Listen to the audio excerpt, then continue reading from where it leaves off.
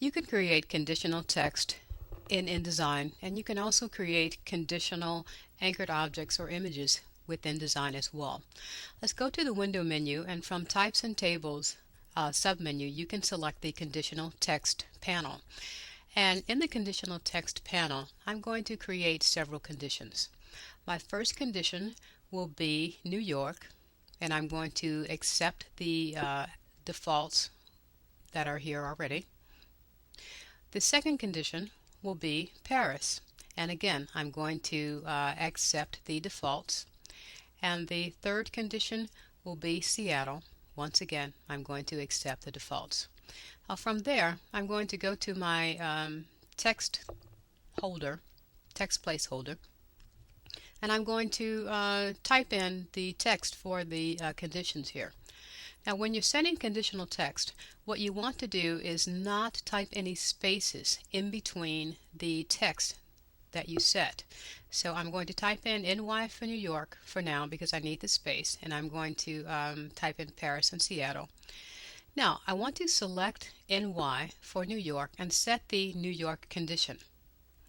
Then next I will select Paris and set the Paris condition.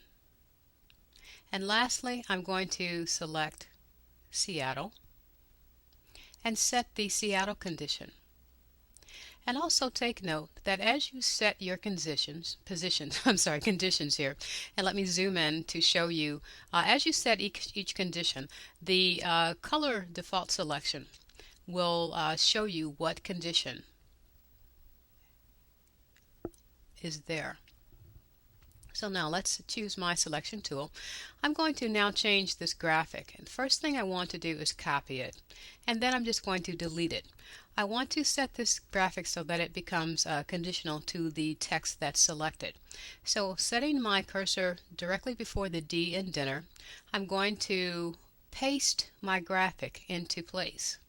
Now I don't want to leave it here, so I'm going to select the graphic, and from there go to the Object menu and select the Anchored Object Options command.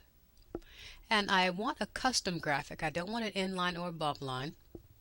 So I'm going to select the upper left corner because that's just a preference. And then I'm going to accept the defaults that are already here, and making sure that Prevent Manual Positioning is not selected because I do want to move this graphic. From here, I'm just going to select my selection tool and slide this graphic back in place. Next, back with my text tool, placing my cursor back in front of the D, I'm going to go to the Edit menu and choose Edit in Story Editor because now it's easier to see and select the following steps from the Story Editor. So first of all, I'm going to select this anchor, go to the Edit menu and choose Copy, and then I'm going to paste back in place twice so that I have 3 anchors sitting here. Next, I'm going to zoom back out and select the very last anchor and select the Seattle condition. Next, I want to select the second middle anchor and choose and set the Paris condition. And lastly, I'm going to select the first anchor and set that to the New York condition. What I have in essence done is pasted these graphics directly above one another. So now I no longer need the story editor, so I'm going to close it. And the next thing I need to do is set my images, the proper images. So with my selection tool, click on the image here and make sure that the Seattle condition is selected, and go to the File menu and select Place, and I'm going to replace this image with an image from Seattle. I double-clicked to select it, and now with my direct selection tool, I'm going to slide the image just about there. Right, that should do it. Deselect.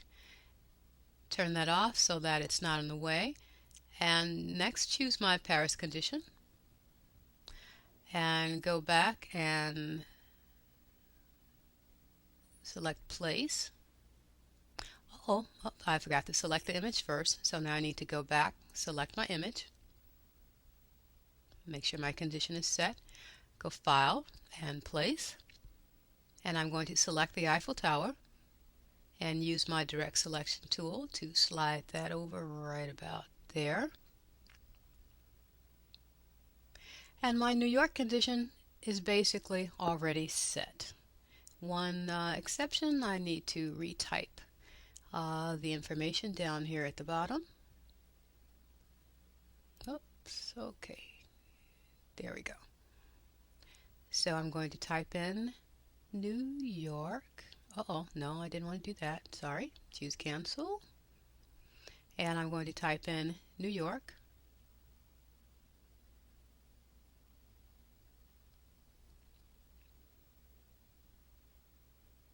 And now my condition is set. So there you have it. If I turn everything off, and now I can turn on each separate condition and show you the text and the anchored object that goes with the condition. So that's how you can select and set conditional text and conditional anchored objects in InDesign CS4.